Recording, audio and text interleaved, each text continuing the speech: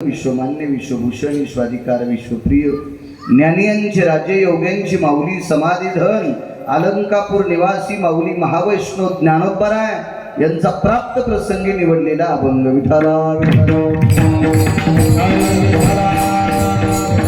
प्राप्त प्रसंगी निवडलेला अभंग माझ्या आळंदीतल्या मालकांचा आहे। या अभंगाद्वारे माऊली महावैष्णव ज्ञानोबराय विटेवरच्या मालकाची भगवान विष्णू परमात्म्याच्या रूपाची महती प्रतिपादित करतात। विठाला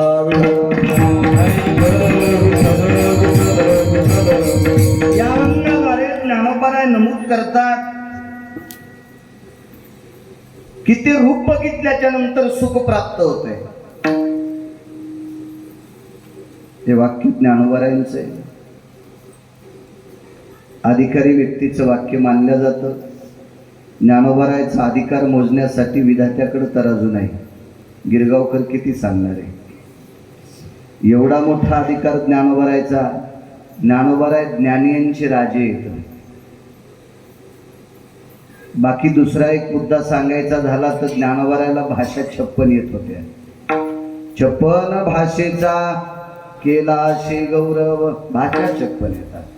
ते ज्ञानियांचे राजे आहेत, योग्यांची माऊली आहेत। दुसरी गोष्ट सांगायचं झालं तर ज्ञानोबराय प्रत्यक्ष विष्णूचा अवतार आहे। महाविष्णूचा अवतार सखा माझा ज्ञानेश्वर। या सगळ्या गोष्टीनं अधिकार तत्वावर आरूढ असणारे ज्ञानोबराय विटेवरच्या मालकाच्या रूपाची महती प्रतिपादित करतात।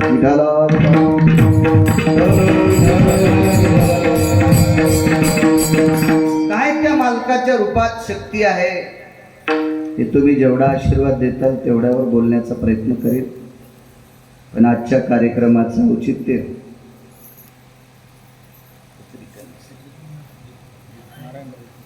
मोठ्या श्रद्धेने, मोठ्या अट्टहासाने, मोठ्या असीम प्रयत्नाने या वाघमारे कुटुंबियांनी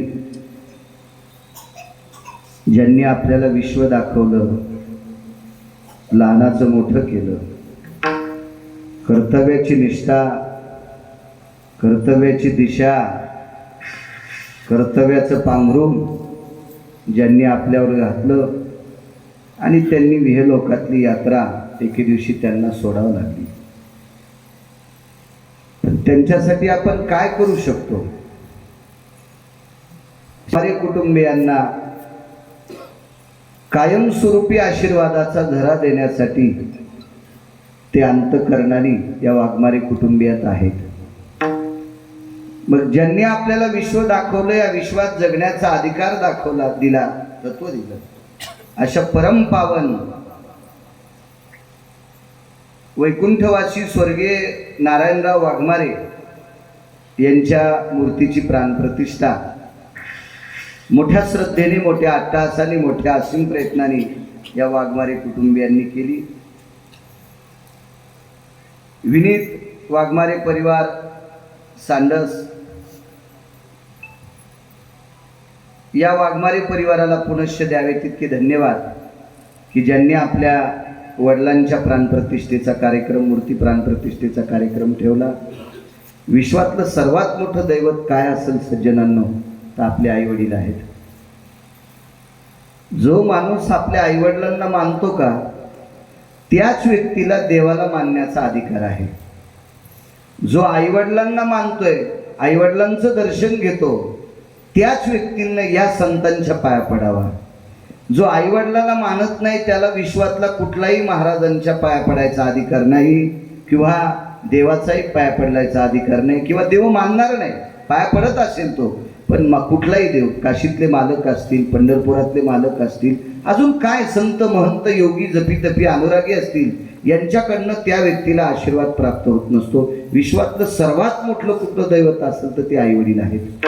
आणि सकल तीर्थाची धुरे एका जाण माता पितरे, सर्वात मोठं दैवत आईवडील आहे। आणि आई वडिलाला मानणारा व्यक्ती किती मोठा असतो ते पुंडलिकरायाचं चरित्र बघा। विटेवरचा मालक आई वडिलांच्या सेवेच्या ताकदीनं ज्यांनी आतापर्यंत उभा, योगी 28 विटेवरी उभा, अजूनही जशाल तसा भिरकाविली वीट जगाचा मालक त्या विटेवर कायमस्वरूपी उभा राहिला ही फक्त मातृपितृ सेवेची ताकद आहे. आई वडिलांच्या सेवेचं पुण्य काय आहे हे संत रोहिदास महाराजांना विचारा. कोणी रोहिदास म्हणते, कोणी रविदास म्हणते, दोन्ही नावं प्रचलित आहेत. संत रविदासांना विचारा.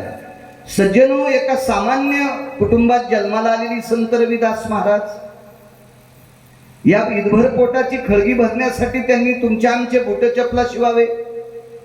बुट चपला शिवायचा त्यांचा व्यवसाय, पण असा व्यवसाय करत असताना आपल्या आईवडिलावर नितांत श्रद्धा ठेवली.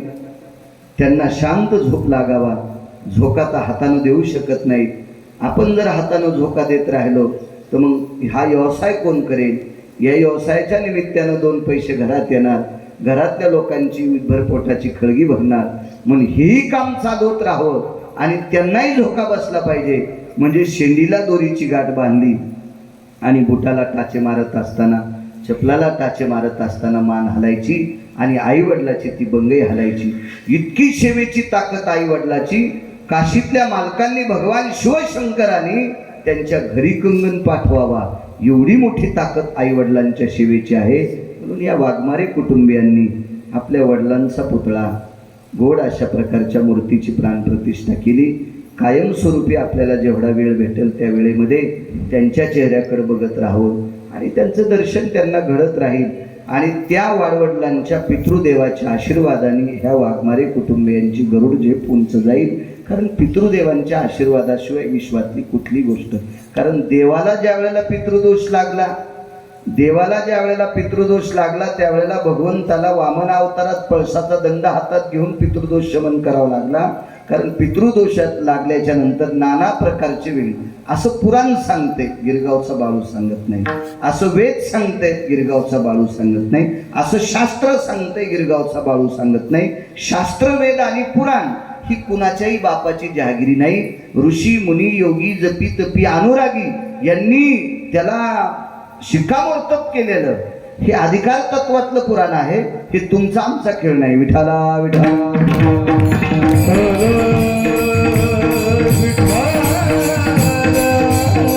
माणसाला जर उंच जरी जायचं असेल तर वाडवडिलांचा आशीर्वाद लागतोच.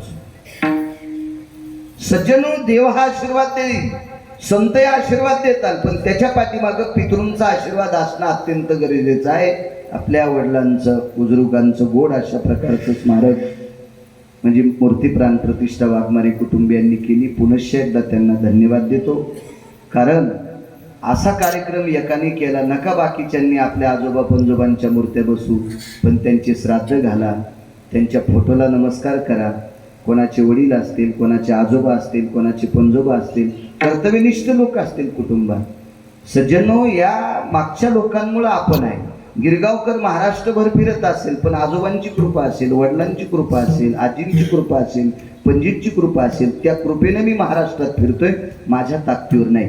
ज्याची त्याची ताकद हा प्रत्येकजण वापरत असतो, पण त्याला जर पुष्टी मिळत असेल तर पितृलोकांची मिळत असते आणि त्या लोकांच्या आशीर्वादाने मी महाराष्ट्रभर फिरतोय. ही त्यांची कृपा आहे. आणि म्हणून त्यांच्यावर दया करणं, त्यांचा आदर करणं, त्यांच्याविषयी प्रेम ठेवणं हे सर्वात मोठा परमार्थ आहे. त्याच्यातल्या चारही मुलांनी हा आदर्श घेतला.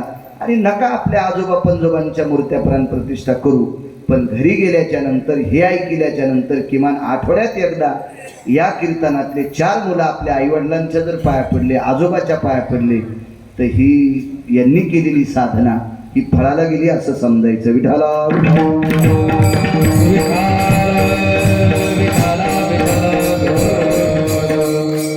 आणि म्हणून आजच्या कार्यक्रमाला जमलेली उपस्थित विष्ट मित्र सज्जन सखे सोयरे धायरे पंचकृषीतले श्रोता वर्ग, या परिसराला लाभलेला आध्यात्मिक क्षेत्रातलं एक नाविन्यपूर्ण रत्न, आदरणीय पूजनीय वंदनीय गुरुवर्य आत्मानंद गिरीजी बाबा, ते सुद्धा आहेत. त्यांच्या चरणी गिरगावकराचा नाक घासून प्रणाम. तारखेच्या संदर्भात यजमानाच्या वतीने माझ्याशी सतत बोलत राहिले हनुमान महाराज शिंदे, मृदंग क्षेत्रातलं या परिसरातलं ते नाविन्यपूर्ण रत्न आहेत. महाराज स्वतः हजर आहेत. त्यांनी तारखेच्या संदर्भात संपर्क केला, त्यांना सुद्धा धन्यवाद प्रणाम. या परिसराला लाभलेली मराठवाड्याला गायन क्षेत्रातली बुलंद तोप बालासाहेबजी महाराज सुरेगावकर, गोडचे विद्यार्थी सुद्धा घडवतात. ते त्यांचं गोड संस्थेचं काम सुद्धा चालू आहे. मला वाटते महाराजांची पुन्हा संस्था आहे गोड. या परिसराला ज्ञानोबाराय तुकोबारायच्या नामाचे पाढे उद्या गोड असे शिकवणारे विद्यार्थी ज्यांच्याकडं घडतील अशी बालासाहेबांकडे सुद्धा संस्था आहे. आणि गोड सुरेल आवाज आहे. आवाजाच्या बाबतीत या परिसरातला आवाजाचा बादशाह त्यांना म्हणता येईल. ते स्वतःहून हजर आहेत, त्यांना सुद्धा प्रणाम.